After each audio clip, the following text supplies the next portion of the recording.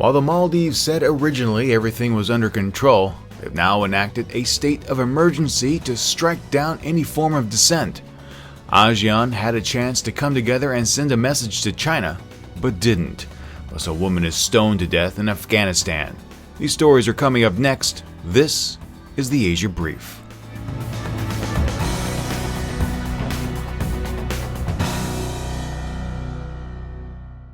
Good morning, everyone. It is Thursday, the 5th of November, 2015. Thank you so much for joining me. Steve Miller here, and we're going to begin today with news of a state of emergency being declared in the Maldives.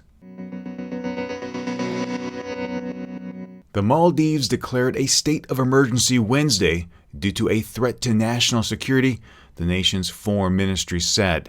According to its official Twitter account, the state of emergency can last for up to 30 days. This comes less than a week after the country's vice president and 7 others were arrested for attempting to assassinate President Yameen. The Maldives Constitution allows the president to further extend the state of emergency with the approval of the legislature. This move also gives those in power the ability to suspend certain constitutional rights throughout the state of emergency's duration, but that is not supposed to curtail the rights of free expression, the free press, and free and transparent hearings. Now, given that the United Nations called the arrest and trial of former President Nasheed essentially a sham, that latest provision, well, it may be just for show. President Yameen gave a speech declaring the government would take all necessary steps to ensure the safety and security of people on Wednesday, noting that there are those inside and outside of the country who want to destroy its peace and harmony, and called on its citizens to be aware of traitorous plotters. Monday, an explosive device was also found in a parked car, but was safely defused. That location happened to be near the president's official residence. So far, no one has claimed responsibility for planning that explosive device. Defense ministers from ASEAN member states were meeting in Kuala Lumpur, along with counterparts from the United States, China, Australia, India, and Japan.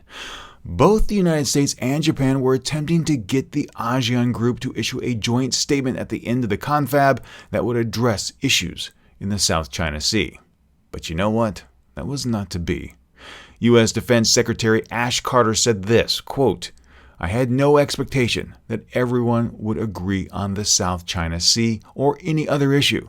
That's the reason for this forum, is to discuss these issues. So I had no expectation with the agreement there. With respect to the joint statement, that is something that ASEAN members discuss. Obviously, they weren't able to reach consensus. And that reflects, I think, the level of concern that was reflected in the conversation about activities in the South China Sea." End quote.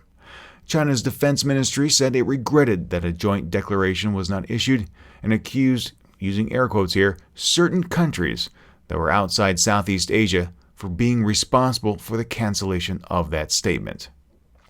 In reality, it's far more likely that China flexed its soft power behind the scenes and bullied weaker ASEAN nations, as it has in the past, and as it continues to do.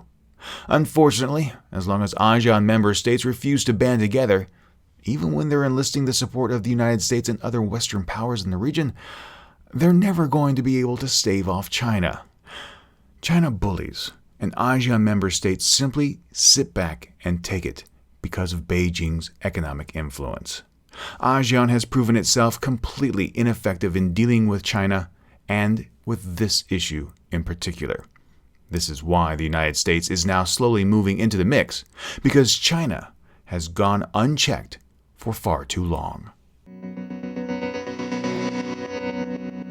The Taliban controls Ghor province in Afghanistan, which makes this last story of the day both gruesome and somewhat expected. Reports have surfaced that a woman, identified only as Rakshana, apparently ran away from home with her 19-year-old boyfriend. They were located, tried, and found guilty of having sex. In an online video purportedly showing the killing of the young woman, about a half-dozen men were seen standing around a deep, narrow pit, pelting the woman with rocks, while a larger group of men sat around nearby simply watching. That video, while gruesome, has yet to be independently verified. Stoning and that kind of barbaric form of punishment is against the Afghanistan Constitution, but unfortunately is consistent with Sharia or Islamic law.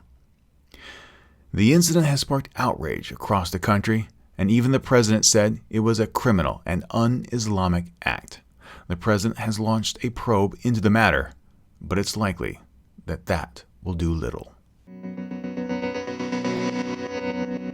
Well, my friends, those are the stories for today. Do you think we'll see a form of political uprising in the Maldives?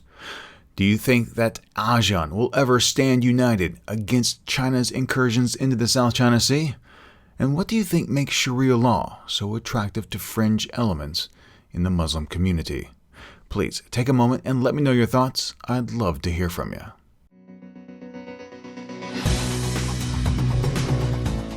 The Asia Brief is a special feature of the Asia News Weekly podcast. If you enjoyed the podcast, please share it with your friends, and if you haven't, subscribe. Subscribing is free, and when you do, the next episode is delivered automatically to you. You can subscribe on our website, asianewsweekly.net, or in your favorite podcast application.